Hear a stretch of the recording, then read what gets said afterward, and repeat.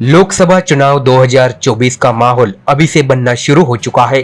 देश के प्रधानमंत्री नरेंद्र मोदी एक तरफ है तो वही देश का विपक्ष उनको हराने के लिए गठबंधन करने में जुटा है, क्योंकि विपक्ष भी जानता है कि अकेले कोई भी मोदी का मुकाबला नहीं कर सकता। इसलिए कांग्रेस ने अब छोटे दल के साथ एकजुट होकर मोदी का सामना करने का प्रयास शुरू कर दिया है। तो आइए जानते हैं क्या है पूरी खबर। दरअसल कांग्रेस नेता राहुल गांधी और महाराष्ट्र के पूर्व सीएम उद्धव ठाकरे के बारे में चर्चा का माहौल गर्म है।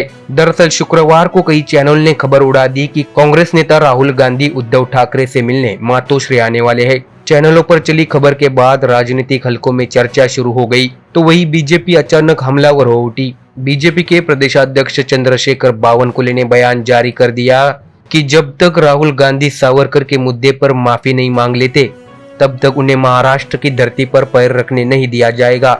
लेकिन कांग्रेस के प्रदेशाध्यक्ष नाना पटोले ने यह कहकर सारे मुद्दे की हवा ही निकाल दी कि राहुल गांधी के मुंबई आने का अभी कोई प्रोग्राम नहीं है।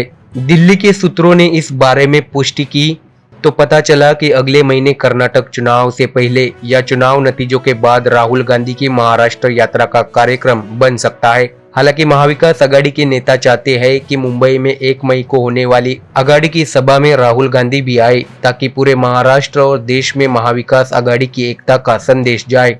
2024 के लोकसभा चुनाव को मद्देनजर रखते हुए विपक्षी एकता की दृष्टि से महाराष्ट्र सबसे महत्वपूर्ण प्रदेश है। उत्तर प्रदेश में लोकसभा की 80 सीटों के बाद सबसे ज्यादा सीटें महाराष्ट्र में ही है।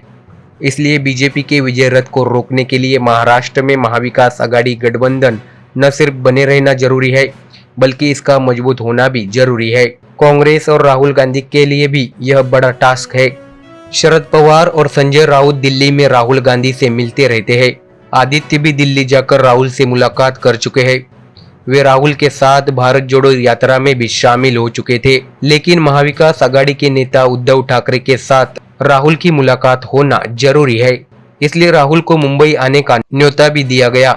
महाराष्ट्र के बाद पश्चिम बंगाल में लोकसभा की 42 और बिहार में 40 सीटें हैं। महाराष्ट्र, पश्चिम बंगाल और बिहार को मिलाकर लोकसभा की 130 सीटें होती है। इन्हीं 130 सीटों पर बीजेपी के खिलाफ आक्रामक प्रचार को जरूरी माना जा रहा है। यही वजह है कि पिछले दिनों नीतीश कुमार और तेजस्वी से राहुल की मुलाकात हो चुकी।